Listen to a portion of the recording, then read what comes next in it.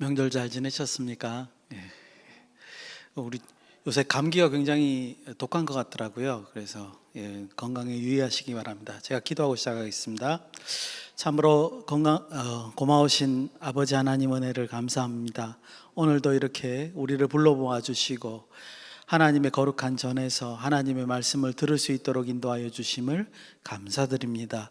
아버지 하나님, 말씀으로 인하여 더욱더 정결케 되는 우리가 될 수 있도록 인도하여 주시옵소서. 그래서 말씀을 실천하며 말씀의 그 뜻이 우리의 삶에 아버지 실현되어서 하나님께 합당한 영광을 돌리는 우리 모두가 될 수 있도록 인도하시고 함께하여 주시옵소서. 예수님의 이름으로 기도드리옵나이다. 아멘. 오늘은 신명기 16장 18절부터 17장 13절까지의 말씀을 좀 살펴보시겠습니다. 먼저 오늘 이제 본문 구성하고 말씀을 전한 부분을 먼저 이제 말씀을 드려야 될 것 같은데, 16장 18절에서 17장 13절까지를 제가 이제 자른 이유는 물론 17장 끝까지 가도 됩니다. 되는데 17장 14절부터 20절의 말씀이 왕의 규례입니다. 이 왕의 규례가 여기에도 포함될 수 있습니다. 이유는 조금 이따 말씀드릴 거고요. 근데 이제 18장 제가 볼 때는 1절에서 8절이고 다른 학자들은 여러 가지 이제 의견이 있을 수 있습니다만 9절부터 18장 9절부터 마지막 이제 그 22절까지인가요? 거기를 저는 선지자 규례로 봅니다. 그러니까 9절에서 22절이 선지자 규례고 18장 1절부터 8절까지는 이제 제사장에 관한 얘기고, 저는 그렇게 양분해서 보는데, 17장의 마지막 부분은 왕에 대한 규례, 18장의 앞부분은 제사장에 관한 규례, 그 다음에 18장 9절부터는 선지자에 관한 규례. 그래서 이제 이스라엘에서 세 가지 리더죠. 그렇죠? 세 가지 어떤 직분인데, 이 직분에 관한 것이 한꺼번에 다루는 게 더 좋을 것 같아서, 그래서 17장 14절에서 20절은 다음 주에 이제 좀 다뤄보도록 하겠습니다. 16장 18절로 오시면 이제 마지막 부분에 이제 공의로 재판해라라는 이제 명령이 이제 등장하고 있는 것을 볼 수 있습니다. 그리고 17장 8절에 가시면 또 공의로 재판하는 내용들이 등장을 해요. 그 다음에 금방 말씀드린 대로 17장 14절에 가시면 왕의 규례가 등장을 하는데, 사실 이스라엘에서 왕의 역할은 하나님의 공의와 정의를 실현하는 자입니다. 그러니까 하나님의 통치를 대리로 하는 자를 왕이라고 표현을 하거든요. 그래서 그런 측면에서 보면 신명기 17장 14절에서 20절에 있는 그 왕에 대한 규례는 하나님의 공의를 실현하는 자로 이해를 하면 되기 때문에, 제가 말씀드리고 싶은 거는 16장의 18절, 16장 말비부터 시작해서 17장까지는 전부 다 공의로 재판하는 것에 관련된 내용으로 우리가 이해를 할 수 있습니다. 그러니까 문맥의 흐름은 전부 다 공의로 재판해라 라는 의미가 담겨져 있다는 거예요. 근데 문제는 뭐냐면, 제가 왜 이렇게 길게 말씀드리냐면 16장 21절부터 17장 7절까지의 내용을 보면 조금 내용이 다르다라는 생각이 들죠. 왜냐하면 우상숭배에 관한 얘기가 등장하고 있기 때문에 그렇습니다. 우상숭배 얘기가 왜 갑자기 중간에 들어가 있어서, 분명히 앞에하고 뒤에는 공의로 재판하는 건데 왜 우상숭배 얘기가 여기 들어있을까, 이런 생각을 이제 우리가 이제 외형적으로 봤을 때는 듭니다. 근데 문맥은 분명히 공의로 재판하는 내용이라는 거죠. 그랬을 때 이 중간에 들어있는 우상숭배 얘기를 우리가 어떻게 이해할 것이냐, 이런 문제가 이제 생깁니다. 근데 이게 공의로 재판하는 것의 하나의 예시로 여기에 보여지는 것이 아닌가, 이렇게 보여집니다. 왜냐하면 이유가 두 가지가 있어요. 첫 번째는 뭐냐면 이스라엘 백성들에게는 우상숭배하는 것이 무엇과 관련 있죠? 재판사항입니다. 그죠? 우상숭배를 저지르게 되면 하나님의 명령, 율법인 10계명을 1, 2, 3계명을 다 어기는 것이 되기 때문에 이것은 우상 숭배를 하느냐 안 하느냐는 재판을 이제 해서 판결에 대한 사항이다 이렇게 본다는 거죠. 그래서 이게 여기 공의로 재판하는 것 속에 들어가 있지 않느냐 이렇게 생각이 되고요. 두 번째는 뭐냐면 2절에서 17장 2절에서 7절 내용을 가만히 들여다보면 이거는 뭐냐면 판결하는 절차예요. 어떻게 판결하라는 내용이 구체적으로 담겨져 있습니다. 그러니까 17장 2절에서 7절에 그 판결하는 내용들이 담겨져 있기 때문에 역시 주제는 우상 숭배라 할지라도 이 공의로 판결하는 그 전체의 맥락에서 부합된다. 그래서 그러면 앞에 우상 숭배 얘기는 어떻게 이해하면 좋겠다? 이것은 판결 예시로 보는 게 적절하지 않겠느냐 이렇게 이제 본다는 거죠. 그래서 정리를 한번 해보면요, 막 장절을 얘기하니까 헷갈리시죠, 그죠? 16장 오늘 18절부터 볼 겁니다. 16장 18절에서 20절은 재판의 원칙을 설명하는 내용이고요. 그 다음에 16장 21절에서 17장 7절까지는 첫 번째 판결 예시, 판결 사례 첫 번째에 해당이 되는 거고, 그 다음에 17장 8절부터 해서 13절까지는 두 번째 판결 예시, 이렇게 그런 방식으로 제가 설명을 드리고 진행해 보려고 합니다. 그리고 이제 말씀드린 대로 17장 14절부터는 다음 주에 제가 이제 살펴보도록 하겠습니다. 이제 먼저 첫 번째 단락입니다. 16장 18절에서 20절 재판의 원칙에 대한 얘기를 좀 살펴보려고 합니다. 원칙이니까 가장 중요하겠죠. 그래서 우리가 한 절 한 절씩 다 읽어볼 텐데요. 읽어보시면서 늘 말씀드린 대로 그냥 읽지 마시고 여기서 무엇을 말씀하시는가, 무엇이 굉장히 이제 중요한 내용이냐 이런 걸 좀 살펴보셨으면 좋겠습니다. 18절, 16장 18절입니다. 우리 한번 같이 읽어보겠습니다. 시작. 내 하나님 여호와께서 내게 주시는 각 성에서 내 지파를 따라 제사장들과 지도자들을 둘 것이요 그들은 공의로 백성을 재판할 것이니라. 아멘. 먼저 제 눈에 딱 띄는 것은 뭐냐면 내게 주시는, 여호와께서 내게 주시는 각 성에서 내 지파를 따라 재판장과 지도자들을 두어라. 이 말이 눈에 탁 띕니다. 이게 무슨 말이냐면요, 기본적으로 이 율법, 지금 신명기에서 말하는 율법은 무엇을 가정하고 있다고요? 이스라엘 백성들이 약속의 땅에 들어간 것을 가정을 하고 있습니다. 아직 지금 이 얘기를 듣는 곳은 요단강 동편입니다. 아직 요단강을 건너지 않았어요, 그죠? 그럼에도 불구하고 뭐라고 돼 있죠? 각 성에서 내 지파를 따라, 이렇게 설명을 하고 있다는 거죠. 즉 이스라엘 백성들은요, 광야에 있을 때는 집단 생활을 했단 말이에요. 그런데 집단 생활을 했을 때는 생기지 않는 문제가 약속의 땅에 들어가면 이제 발생한다는 거예요.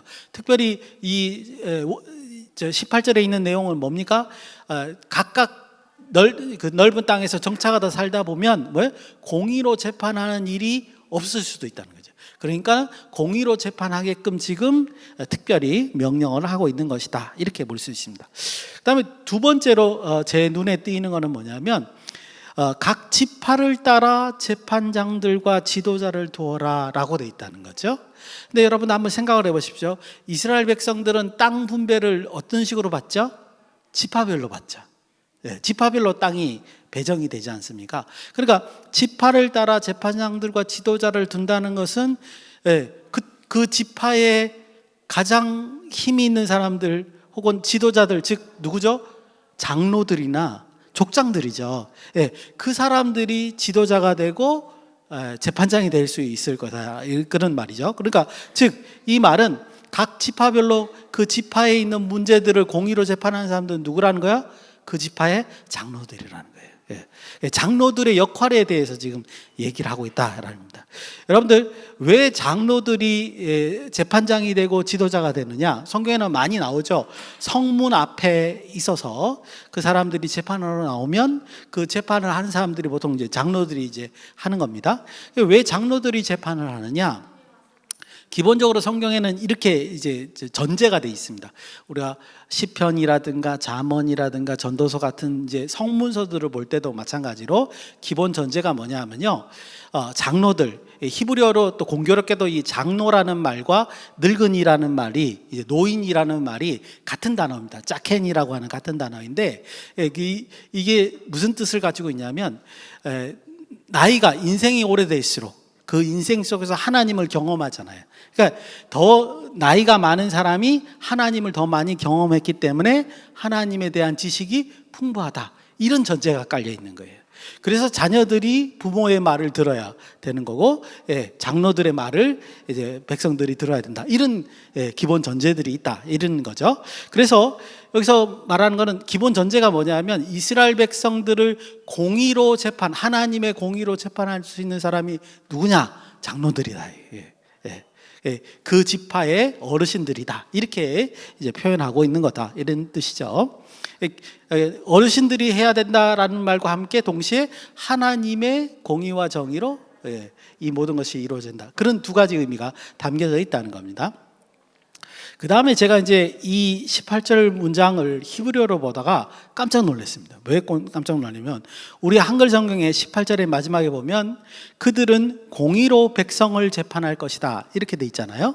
그래서 히브리어 원문을 딱 봤더니 이 공의라는 말이 원래 히브리어로는 제디크예요. 제디크 하나인데 히브리어의 원문을 딱 보니까 미시파트 제디크 이렇게 돼 있어요. 미시파트는 아마 많이 들어보셨을 텐데 뭐예요? 그 정의라는 뜻이고, 또 다른 말로는 심판이라는 뜻도 있어요. 그리고 정의, 심판. 근데 미시파트의 원래 뜻은 뭐냐면 마땅히 하는 것, 마땅함, 이런 뜻이에요. 그래서 마땅히 해야 할 거를 하느냐 안 하느냐를 따지는 게 재판이죠. 그래서 미시파트는 두 가지 뜻이 있습니다. 마땅히 하는 것, 그 다음에 재판, 이 두 가지 뜻이 있는데, 미시파트라는 말이 여기 들어있는 거예요. 미시파트 제디크 이렇게 돼 있어요. 즉 이건 말은 문자적으로 표현하면 공의의 마땅함으로 지금 심판하라, 이렇게 돼 있다는 거죠. 그런데 이제 성경에서 하나님이 이 세상을 통치하는 방법 중에 하나가, 방법이 대표적인 게 뭐냐면 공의와 정의거든요.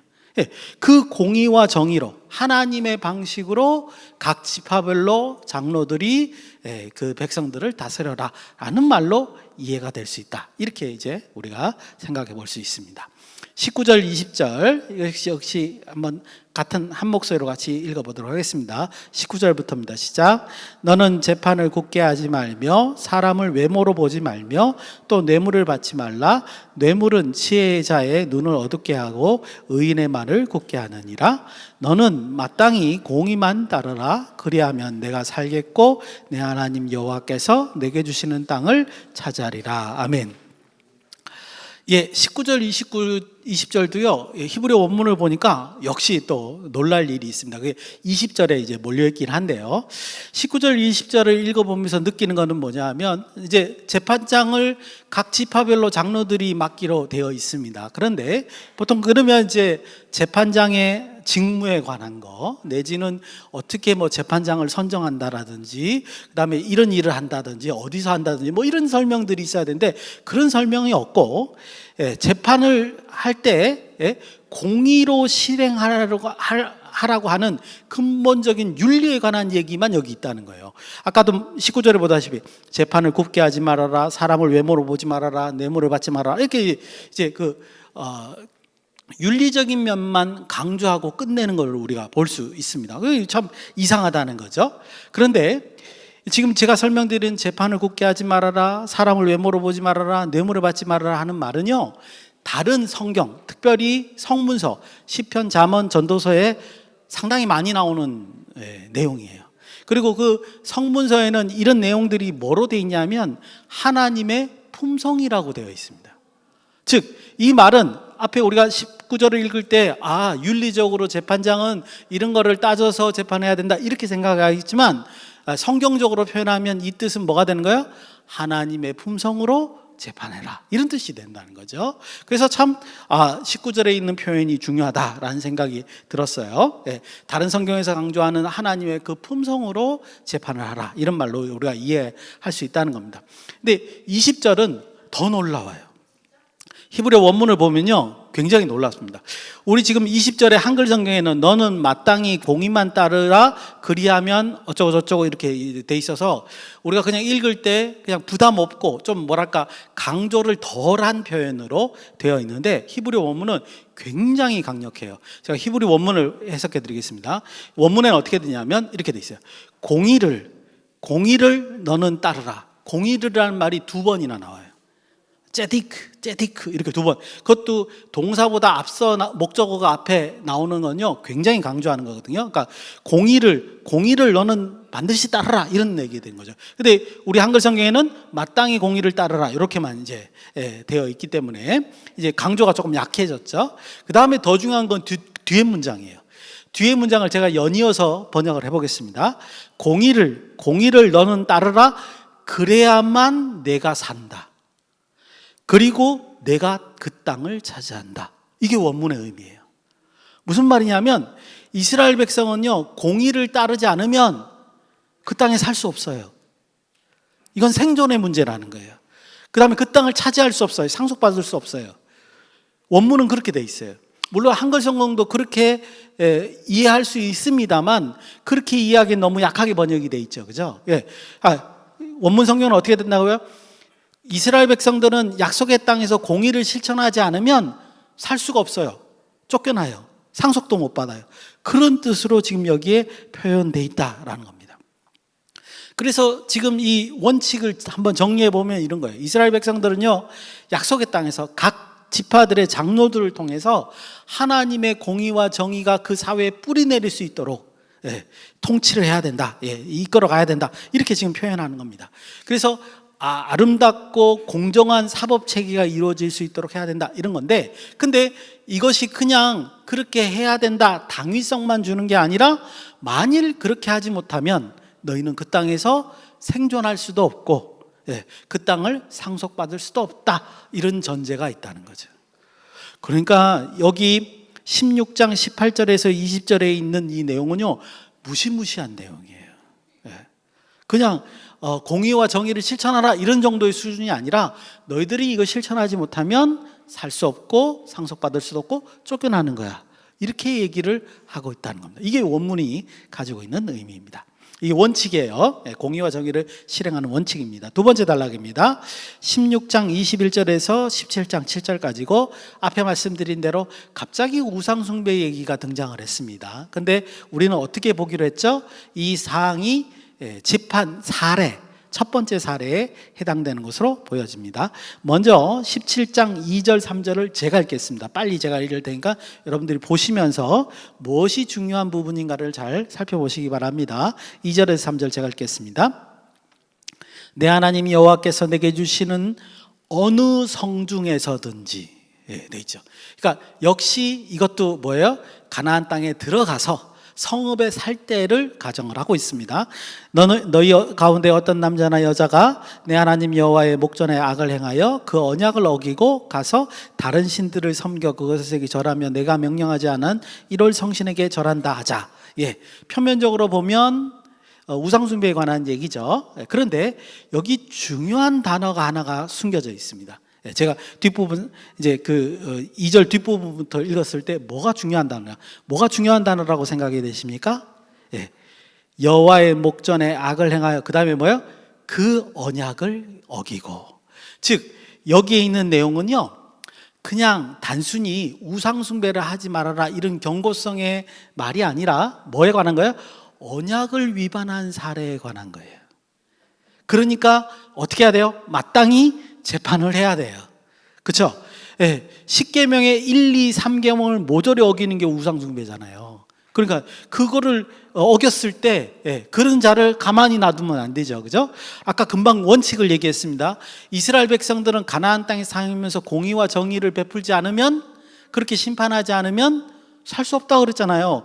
근데 감히 하나님의 명령 10계명 1, 2, 3계명을 모두 어겨요? 그 사람을 남겨둘 수 없는 거죠. 그렇죠? 그래서 이 재판에 해당되는 얘기다라는 겁니다. 그거를 여기서 이제 강조를 하고 있고, 그런 의미에서 보면 17장 1절에 있는 흠없는 제물을 하나님께 드리는 것도 역시 하나님을 무시하거나 경멸하는 태도로 이해할 수 있기 때문에 이것도 죄악에 해당되는 거다, 이렇게 볼 수 있습니다. 그러고 나서 이제 4절부터 어떻게 이런 경우에 재판 절차를 처리할 것인가를 이제 설명하고 있는데요. 제가 간략간략하게 빨리 가면요, 4절에 보시면 이런 엄중한 일은요, 철저하게 조사를 해야 됩니다. 대충 심중히 간다 해서 이렇게 할 수 있는 게 아니고요, 철저하게 조사하라고 되어 있고요. 그 다음에 6절에 가시면 두세 사람의 증인이 필요하다라고 얘기를 하고 있습니다. 그러니까 대충 하는 게 아니에요. 증인이 있어야지만 이 재판을 열 수가 있는 것을 볼 수 있습니다. 그래서 기본적으로 증인이 두세 사람 필요하다라는 말 자체가 공개적인 재판이라는 걸 또 암시하고 있습니다.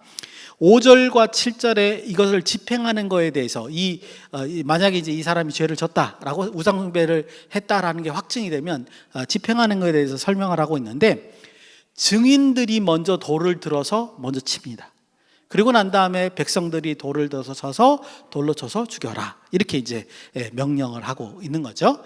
우리는 이제 생각을 할 때, 아니 어떻게 사람을 돌로 쳐서 죽여, 너무 잔인한 거 아니야 구약은, 이렇게 이제 볼 수 있는데요. 여러분, 이게 기본적으로 두 가지 효과가 있는 거예요. 첫 번째는 뭐냐면 절대로 이런 죄를 저질러서는 안 된다는 뜻이에요.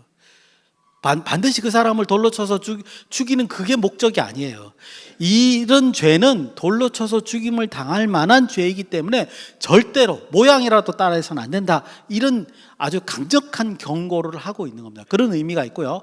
또 증인을 서는 사람들, 이 사람들도 그냥 심중에 저 사람이 의심스러워, 그렇다고 해서 이런 증언을 하면 안 되는 거예요. 절대로 거짓 증언하면 안 되는 거예요. 왜냐하면 그 사람의 생사가 달려있기 때문에 그런 거죠. 그래서 지금 이런 것에 대한 기본적인 경고가 이제 돌로 쳐서 죽이는 거에 이제 담겨져 있습니다. 그 다음에 이제 마지막에 이렇게 표현하죠. 너는 이와 같이 하여 너희 중에서 악을 제할지니라, 이렇게 되어 있습니다. 이 악을 제한다는 말이 우리가 이제 해석을 할 필요가 있는데, 제가 세 가지 정도로 해석을 한번 해보겠습니다. 첫 번째는 뭐냐면요, 하나님의 언약을 위반하는 것은 무슨 뜻이라고요? 악한 행위라는 거예요. 왜 그러냐? 우리가 금방 재판의 원칙을 보셨잖아요. 이스라엘 백성은 약속의 땅에서 공의와 정의로 재판하고 실행하지 않으면 그 땅에 살 수 없다고 돼 있어요. 즉, 한 사람이라도 이렇게 하나님의 십계명 3개를 모조리 어기는 사람은 뭐예요? 이스라엘 백성들을 그 땅에서 살 수 없게끔 만드는 사람이니까 그 사람이 어떤 사람이야? 악하다는 거예요. 그래서 악을 제하는, 돌로 쳐서 죽이는 그런 형벌을 내릴 수밖에 없다, 그런 얘기를 하고 있는 겁니다. 악을 제한다는 말이 그런 뜻이라는 거죠. 그럼 두 번째는 뭐냐면, 아까도 표현했듯이 이건 공개적으로 이제 재판을 벌여서 경각심을 갖게 하는 목적이 기본적으로 있습니다. 그래서 여기서 암시하는 것은 뭐냐면, 돌로 쳐서 죽인다, 이런 말이 굉장히 강하게 우리에게 들리지만 우리에게는 있을 수 없는 일이기 때문에 그렇지만, 그 사람들에게는 어떤 느낌이 이제 그 효과가 있느냐? 죄를 억제하는 기능이 있습니다. 그러니까 하나님의 명령을 어겨서 죄를 짓게 하는 것을 못하게 하는 그런 기능을 기본적으로 여기서 가지고 있다, 그런 의미로 악을 제거하라, 그러니까 악이라고 딱 규정을 하고 있잖아요. 그런 의미가 있고요. 세 번째는 뭐냐면, 이렇게 함으로써, 이런 죄를 범죄하지 않음으로써 이스라엘이 어떻게 해요? 하나님의 명령에 철저히 순종하면서 살아가게끔 유도하는 그런 기본적인 기능을 갖고 있다, 이렇게 이제 볼 수 있습니다. 그래서 이제 이 말을 우리가 그냥 강하게만 어떻게 사람을 돌로 쳐 죽여, 이런 생각만 하지 마시고, 이런 여러 가지 기능을 통해서 이스라엘이 온전히 가나안 땅에서 하나님 명령에 순종할 수 있도록 한다라는 개념으로 이해하셨으면 좋겠습니다. 이렇게 첫 번째 재판 사례가 이제 마무리됩니다. 이제 세 번째 단락, 이제 두 번째 사례죠. 17장 8절에서 이제 13절입니다.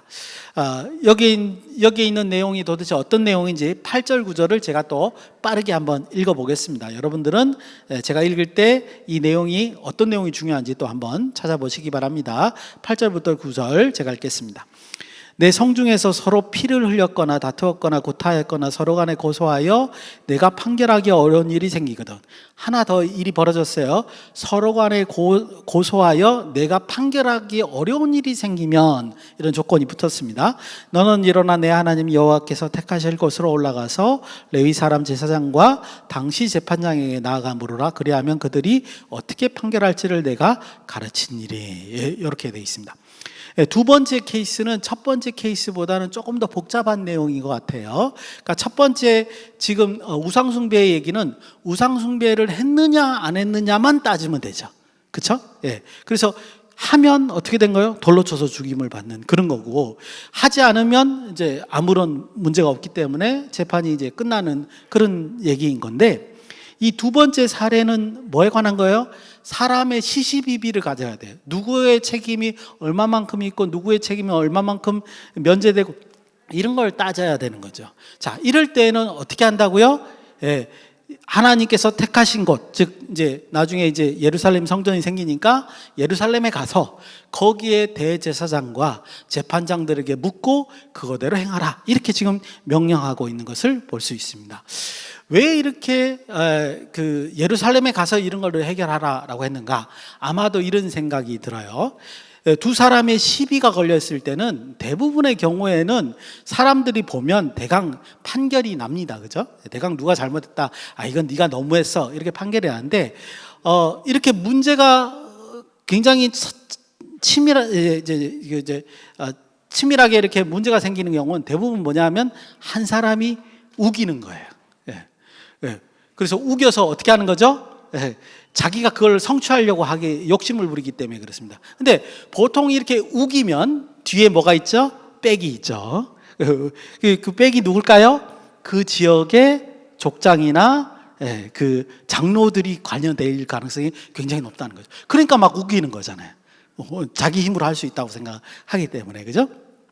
그래서 이런 경우는 공정하게 제3자, 그 예루살렘에 가서 대제사장을 통해서 이제 그 판결을 받아라, 이렇게 이제 얘기하는 것으로 보여집니다.